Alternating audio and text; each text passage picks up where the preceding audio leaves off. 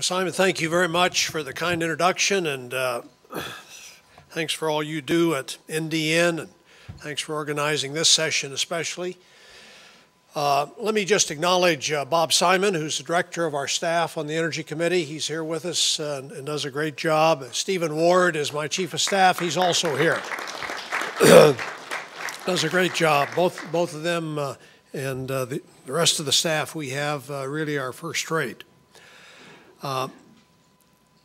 Here at the beginning of a new Congress, I do think it's becoming clear that energy policy will have a major place on the agenda of the new Congress. Part of that's because the President made it clear last week that he is going to give it real priority. In his State of the Union speech, he said that. Part of it is because of what we're seeing in Egypt today, and the reminder that is of our dependence on foreign sources of energy. Anytime there are geopolitical events of this type, it clearly has potential effects on our access to affordable energy supplies, and the Congress usually gets very interested in energy in those circumstances.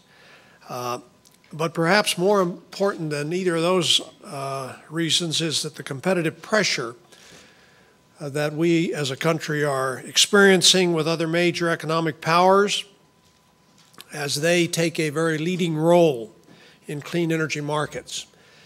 According to Bloomberg New Energy Finance, new investment in clean energy globally reached nearly $250 billion in 2010. That was a 30% jump from where it was in 2009, a 100% increase over 2006.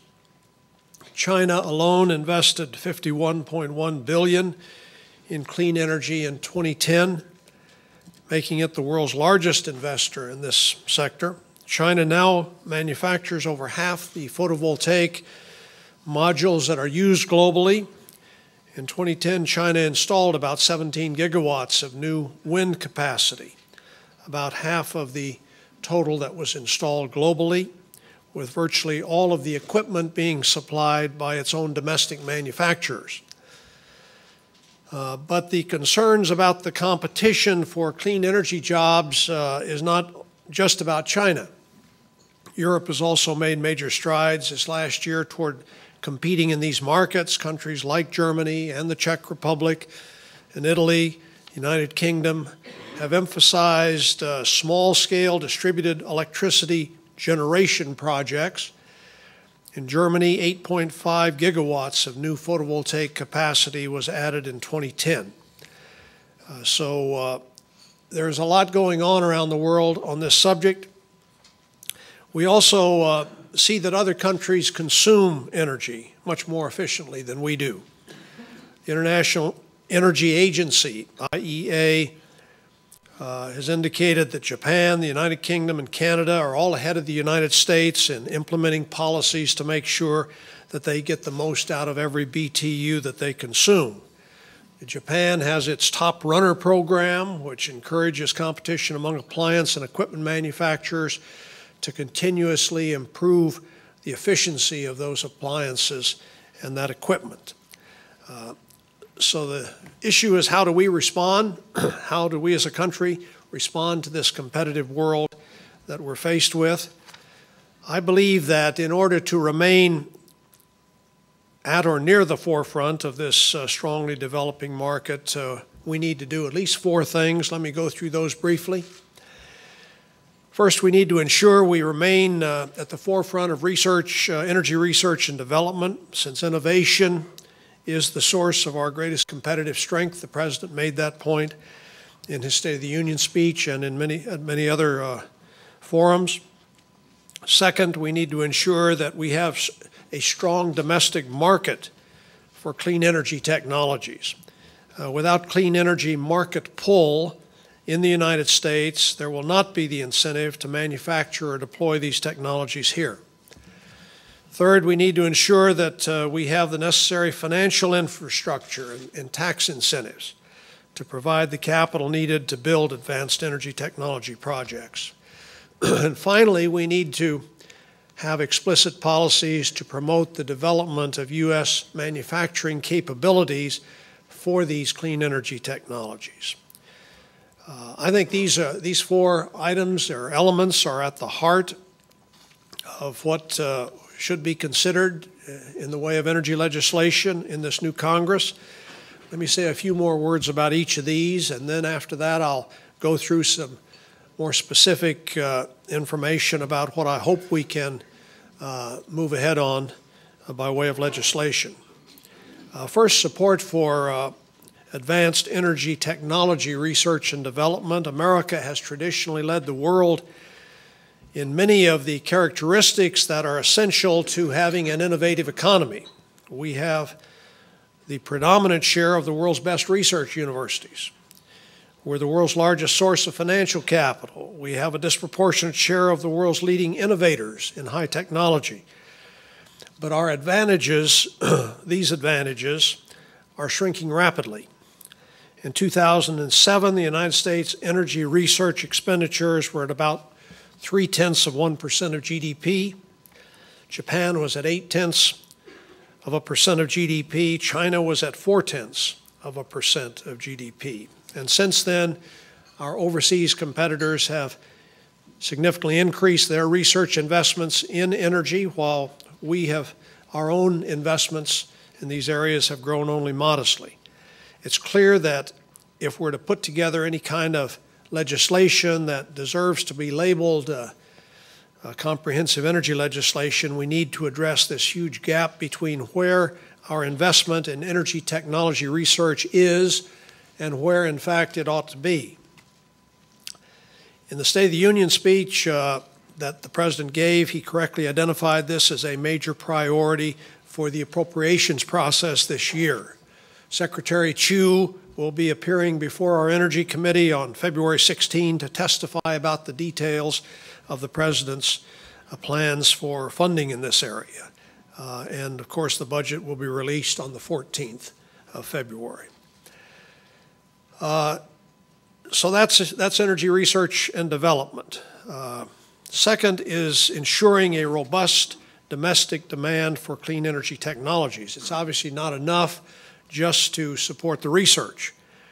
Getting clean energy technologies developed, manufactured, and deployed here in the United States will require a robust and a certain demand for clean energy in the marketplace. And this reality was underscored to me recently in a trip I took to Silicon Valley. I spoke to various people there involved in financing and developing clean energy projects, from venture capitalists to project developers. The consistent message I heard was that uncertain U.S. demand for clean energy is preventing many promising clean technologies from being developed in this country. Companies will not establish a manufacturing base where they do not see a strong market. Private capital sources are, in fact, exerting intense pressure on American clean energy innovators to establish their manufacturing base overseas, where government policies are creating this strong clean energy demand. So we have to take seriously the marketplace reality that the high-wage clean energy manufacturing of the future will be located close to where the demand is, and it will be located in countries with the most favorable clean energy policies. My desire to see the U.S. lead the world in renewable energy manufacturing so that all of the solar panels and wind turbines that we install around the country are not stamped made in China or made in Germany is the key reason why I've long supported the Renewable Electricity Standard. We need to provide long-term market predictability for renewable electricity. Our on-again, off-again production tax credits are no match for the comprehensive approaches being put in place by our economic competitors. The third item I mentioned there is deployment of clean energy technologies. We have to have policies to encourage deployment of these technologies. While end-use demand is certainly one of the first things an entrepreneur or a potential investor looks at when deciding where to locate operations, analysis does not end there. An equally important question is there a path to full commercialization of the technology. How do we build the first-of-a-kind project or the first few-of-a-kind projects utilizing a new clean energy technology to demonstrate its actual cost and performance? This is what the private sector wants to see before it will invest in a technology. This is a particular problem with clean energy technology because the capital costs in this area are higher than some of the previous high-tech success stories that we have seen with IT and with biotechnology. No investor in today's marketplace can match these capital requirements by themselves. Our competitors in Asia and Europe have set up institutions to address the problem. They've already successfully lured companies to commercialize and to manufacture their U.S.-developed clean energy technologies in those markets. We need to set up similar institutions if we hope to support clean energy jobs here in the United States. And the fourth item I mentioned was support for manufacturing. If we want clean energy jobs in this country, we need to have policies to encourage manufacturing to occur here.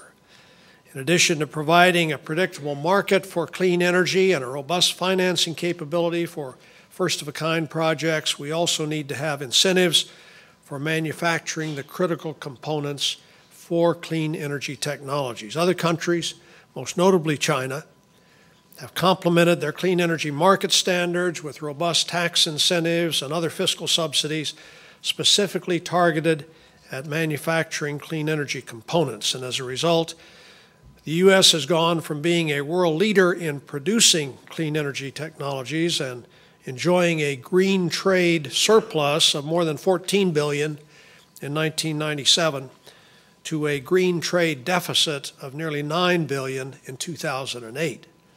We can't afford to sit idly by as our economic competitors move clean energy manufacturing steadily overseas, depriving Americans of solid job opportunities. So these are four key strategic elements that need to be included in energy legislation in this Congress, in my view, if an energy bill is to help us compete in global energy markets in the future. None of these individual ideas are new or is new, but their interconnection, I think, is now more apparent to all of us than it used to be. A few years ago, we thought we could do one or maybe even a few of these things and be successful. It's now clear we need to do them all, and we need to do them at a level that is competitive with what other countries are doing.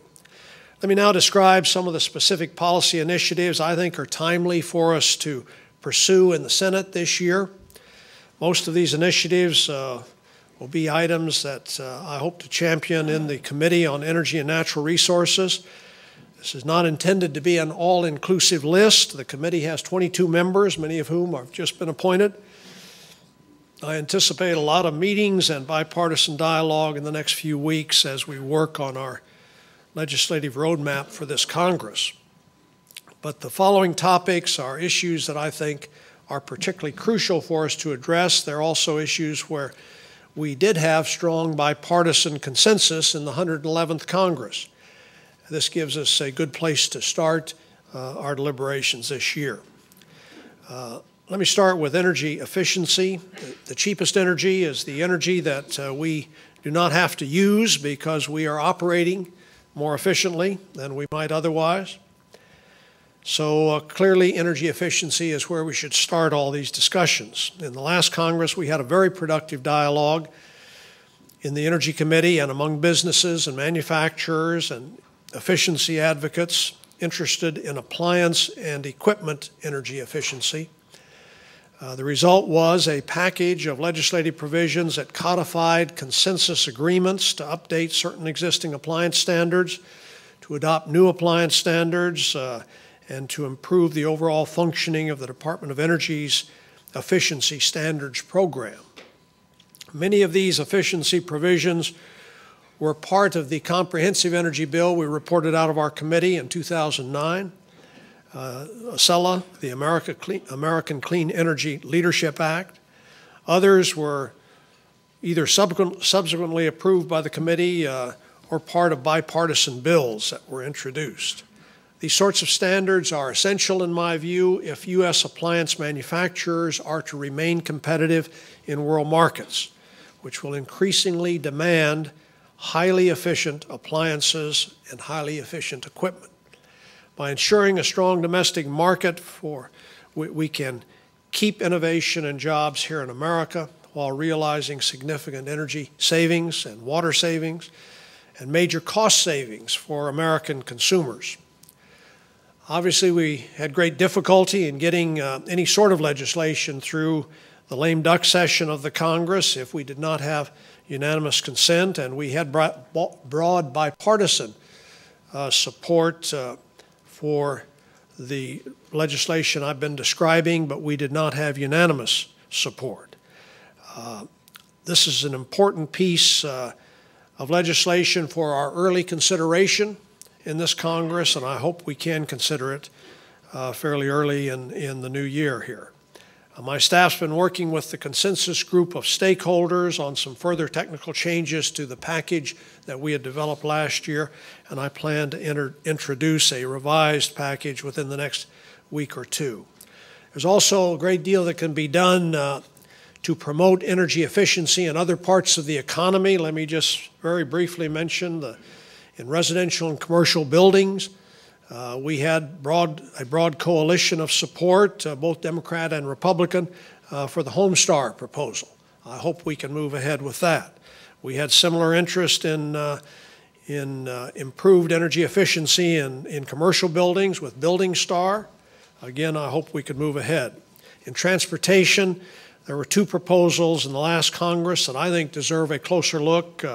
First, providing a greater point-of-sale incentive to vehicle purchasers with dealership rebates that would be larger for more fuel-efficient cars. Senators Lugar and Snowe and others co-sponsored this legislation with me in the last Congress. And second, a set of proposals that dealt with diversifying the sources of energy that we use in transportation.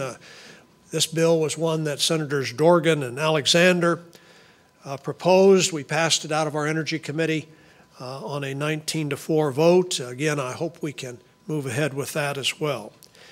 And the final area for energy efficiency I would mention relates to energy efficiency in manufacturing and industrial operations.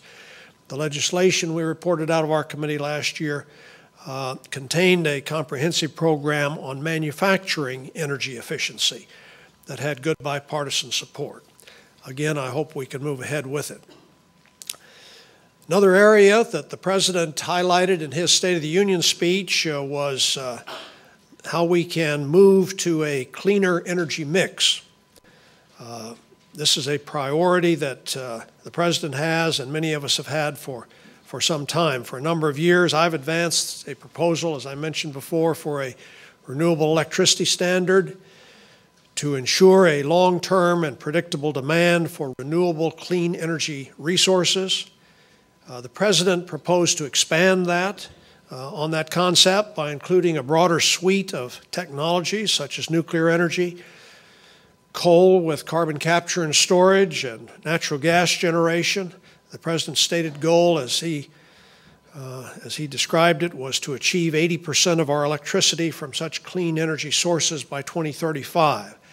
The White House has asked us to work with them to see exactly how the provisions for this clean energy standard would be developed. Obviously, there are a lot of details to be worked out. I'm very pleased that the administration has reached out to our committee to consult on this subject.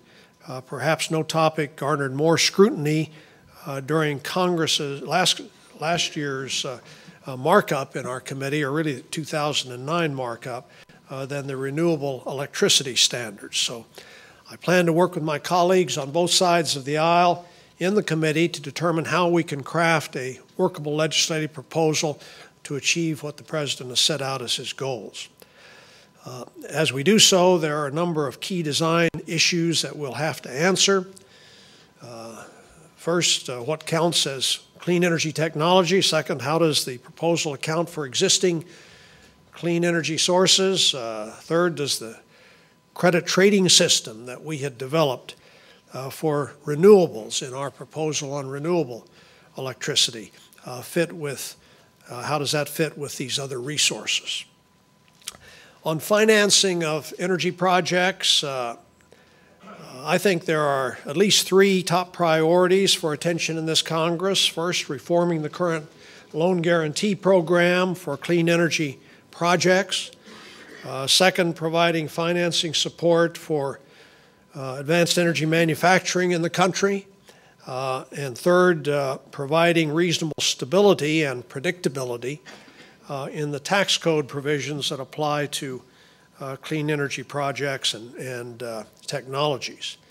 First of these, to reform the current loan guarantee program for clean energy technologies. Our proposal there in the last Congress and still has been to replace the loan guarantee program with a Clean Energy Deployment Administration, or CEDA. CEDA would be a new independent entity within the Department of Energy, but with autonomy, similar to what the Federal Energy Regulatory Commission has. It would provide various types of credit to support deployment of clean energy technologies, including loans and loan guarantees and other credit enhancements. The proposal was strongly supported on a bipartisan basis in our committee as part of the larger energy bill we reported. It also had a broad range of external support from clean energy developers, from innovators, from venture capital firms.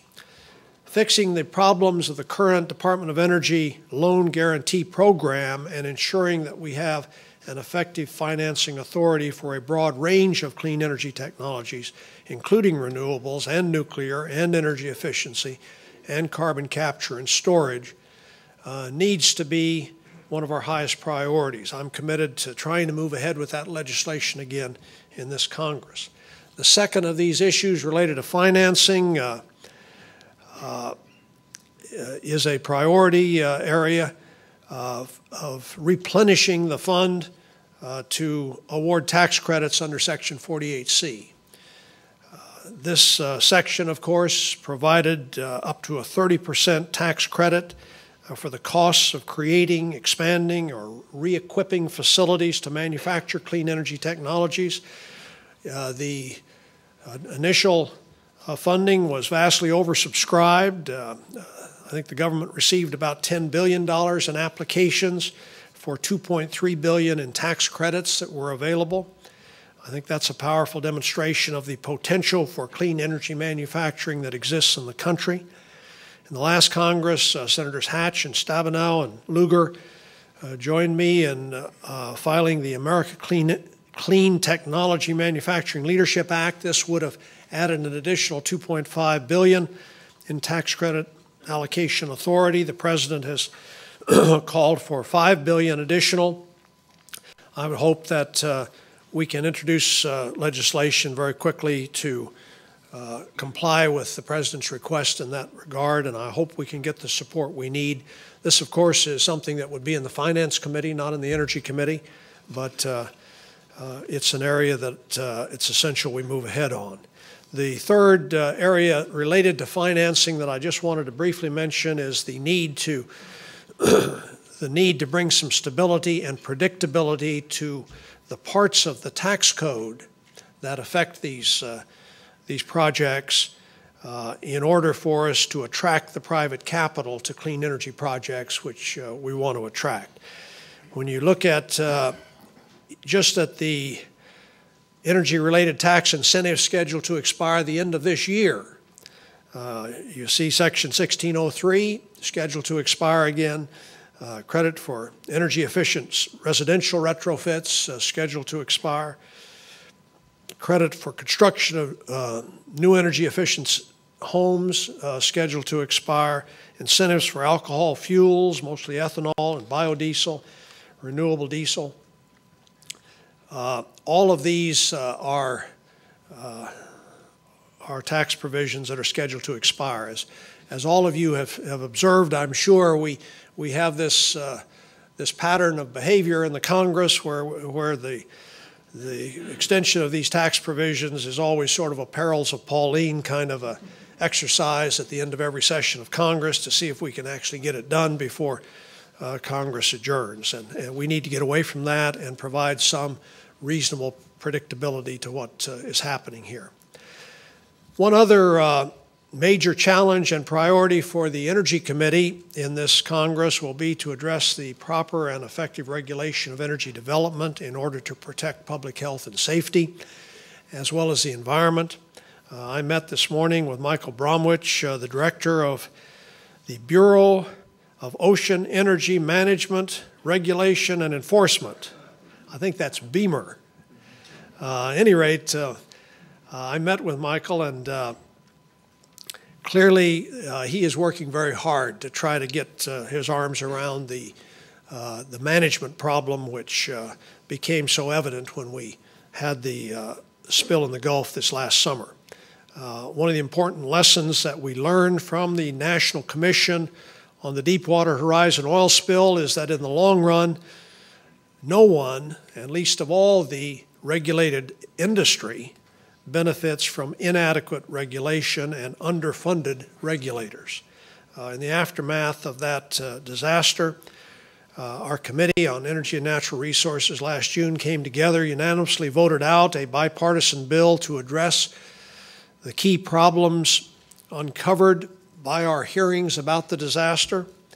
Unfortunately, Congress did not take up and enact that bill before the Congress adjourned. Our first hearing in this Congress last week was devoted to hearing from the co-chairman of the President's Commission on their recommendations. I hope to introduce, again on a bipartisan basis, a follow-on bill to last year's legislation in the near future, and I hope we can repeat our bipartisan success of the last Congress in developing a bill that recognizes our need to develop the rich resources of the Outer Continental Shelf, but also minimize the potential impacts of developing those resources on the marine and coastal environment and on human health and safety.